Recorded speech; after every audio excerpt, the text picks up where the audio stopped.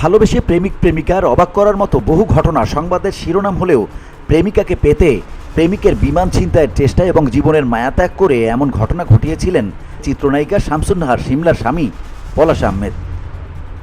ঘটনাটি ঘটেছিল 2020 সালের 24 ফেব্রুয়ারি বিমান বাংলাদেশ এয়ারলাইন্সের উড়োজাহাজ ময়ূরপঙ্খীতে।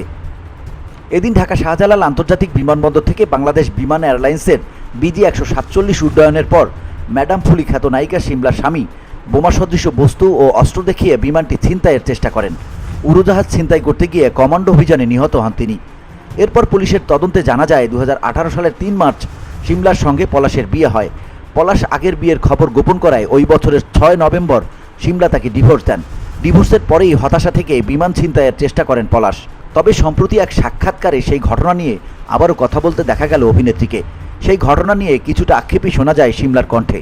তিনি বলেন, পৃথিবীতে ভালোবাসার জন্য এই ধরনের কোনো ঘটনা ঘটেছে কিনা বলতে পারি না, তবে আমি বিষয়টি নিয়ে গর্ব করছি না, কারণ এটা আমার জন্য কষ্টের। শিমলা বলেন, আমি চাই না কখনো আমার জন্য কেউ এসব করুক।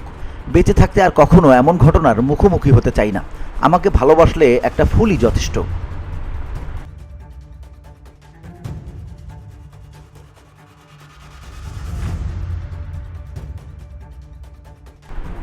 VOD Bangla news desk.